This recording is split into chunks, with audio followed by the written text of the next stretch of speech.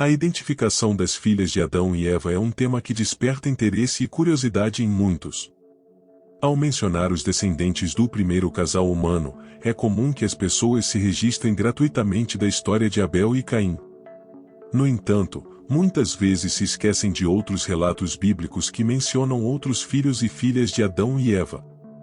Para entender melhor esse tópico, é essencial explorar as filhas de Adão e Eva. Embora a Bíblia Sagrada não forneça os nomes específicos das filhas, fontes como o livro dos Jubileus e tradições antigas oferecem insights valiosos sobre quem foram essas figuras femininas. O livro dos Jubileus, embora considerado apócrifo, tem sido valorizado por algumas comunidades judaicas e cristãs ao longo da história devido à sua interpretação e conexão com eventos descritos na Bíblia. Ao examinar mais a fundo, o livro dos Jubileus revela uma lista de nomes de algumas das filhas de Adão e Eva, de acordo com as antigas tradições judaicas. Vale ressaltar que esse livro, também conhecido como o Pequeno Gênesis, remonta a um período antigo, aproximadamente 700 anos antes de Cristo. Embora sua autoria tenha sido atribuída a Moisés, alguns estudiosos também o associaram ao livro das Crônicas ou ao contexto de Esdras. Além disso, o livro dos Jubileus não está sozinho nesse contexto apócrifo, uma vez que faz referência ao misterioso livro de Enoque, que desfrutou de ampla acessibilidade entre os primeiros cristãos. Isso sugere a importância de considerar esses textos não canônicos para uma compreensão mais abrangente dos eventos descritos na Bíblia. Quanto às filhas de Adão e Eva, de acordo com várias tradições semíticas e abraâmicas antigas, a primeira filha é identificada como Ava, que, segundo algumas interpretações, foi a esposa e irmã de Caim. O nome Ava é de origem hebraica e fenícia, carregando o significado de opotência ou, simplesmente, vício. Ava desempenha um papel crucial na narrativa, conforme descrito no livro dos Jubileus e outras tradições, oferecendo ideias adicionais sobre a história de Adão e Eva e sua descendência. E um desses filhos se chamava Enoque. A construção de uma cidade com o nome de seu filho é mencionada na Bíblia como uma das realizações de Caim, após seu banimento devido ao assassinato de Abel. A cidade foi chamada de Enoque em homenagem ao seu filho, referência no livro dos Jubileus.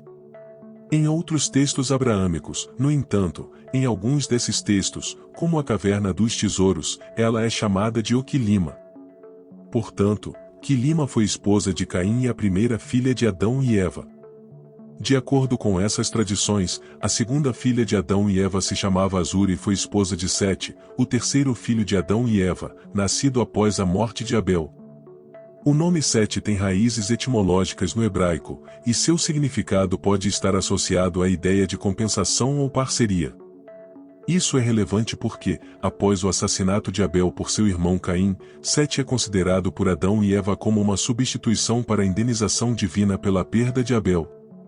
Ele é visto como um descendente justo e piedoso, e é em sua linhagem que a narrativa bíblica sugere que a humanidade continue a adorar a Deus.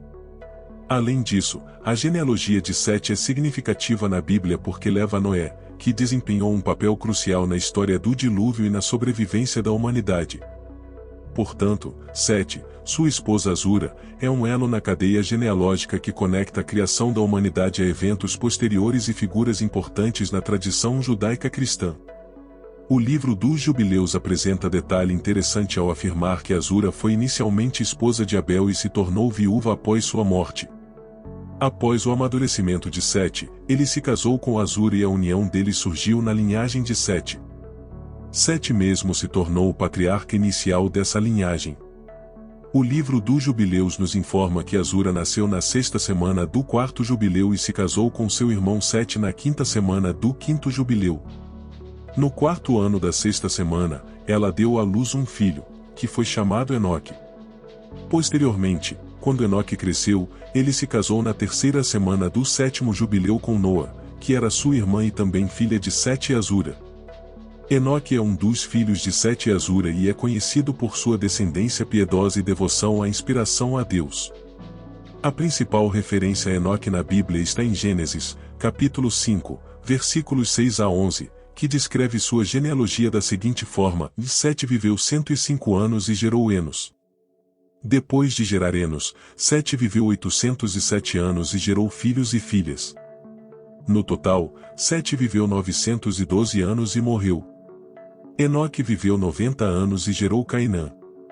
Depois de gerar Cainã, Enoque viveu 815 anos e gerou filhos e filhas. No total, Enoque viveu 905 anos e morreu. A principal característica atribuída a Enoque é sua prática de oração e a menção do nome de Deus. O versículo seguinte, Gênesis 4, versículo 26, afirma que, naquela época, as pessoas começaram a invocar o nome do Senhor. Esse trecho sugere um papel importante na promoção da inspiração e devoção a Deus em sua época, marcando um período de busca espiritual e religiosa entre os descendentes de Sete. Portanto, de acordo com o antigo livro dos Jubileus e a tradição judaica semítica, Caim casou-se com sua irmã e deu origem à linhagem de Caim. Sete, por outro lado, casou-se com sua irmã Azura e deu origem à linhagem de Sete. Você pode estar se perguntando sobre quantos filhos e filhas Adão e Eva tiveram. O texto bíblico indica que eles tiveram muitos filhos e filhas, especialmente considerando que Adão viveu por mais de 800 anos. Na verdade, Adão e Eva foram os seres humanos mais férteis de sua época. Eva, como primeira mulher, era extremamente fértil, e Adão também era muito fértil. Portanto, de acordo com essas tradições antigas, eles tiveram centenas e centenas de filhos e filhas ao longo de suas vidas. Nos tempos modernos, de acordo com o livro dos Recordes, a mulher que detinha o registro do maior número de filhos na história humana, até onde sabemos, foi Valentina Vasilieu. Ela faleceu aos 76 anos, deixando para trás 69 filhos sobreviventes, com apenas 2 deles morrendo jovens. De acordo com o livro, Valentina Vasilieu passou por um total de 27 gestações, resultando em 16 pares de gêmeos, 7 conjuntos de trigêmeos e 4 conjuntos de quadrigêmeos. Embora haja outros relatos de mulheres com 50 ou até 60 filhos, no entanto, o que enfatizamos é que ela superou todas essas mulheres em fertilidade, pois é considerada a mulher mais fértil da história da humanidade. Portanto, se uma mulher hoje, ou mesmo há 100 anos, fosse capaz de dar à luz cerca de 69 filhos, só podemos imaginar o que ela alcançou, já que ela viveu muito mais tempo, atingindo a impressionante idade de 900 anos, de acordo com a narrativa bíblica. Além disso, de acordo com as tradições, Adão e Eva tiveram vários filhos, estimados em cerca de 70 ou até mais, de acordo com algumas especulações, considerando sua saúde robusta e fertilidade, bem como o contexto da época que favoreceu a procriação. É possível que tenham tido centenas de filhos e filhas. No livro de Gênesis, capítulo 6, versículo 1, menciona-se que, à medida que os descendentes de Adão se multiplicaram na terra, muitas belas filhas nasceram. Uma curiosidade menos mencionada é que tanto os filhos quanto as filhas de Adão e Eva tinham sua própria descendência étnica, já que Adão e Eva eram originalmente de raça mista. Isso contribuiu para a diversidade étnica da humanidade, que, embora exiba numerosas etnias e raças, todas compartilhadas a origem comum em Adão e Eva. Apesar das complexidades e mistérios que cercam a origem da humanidade, a história de Adão e Eva continua a provocar reflexões sobre nossa própria existência e diversidade. Em meio às narrativas antigas e aos registros modernos, somos lembrados de nossa ligação comum, que transcende fronteiras, tradições e temporais. Talvez a verdadeira sabedoria resida em consideração à beleza da diversidade humana, enquanto nos lembramos da unidade fundamental que compartilhamos como descendentes de um mesmo casal ancestral.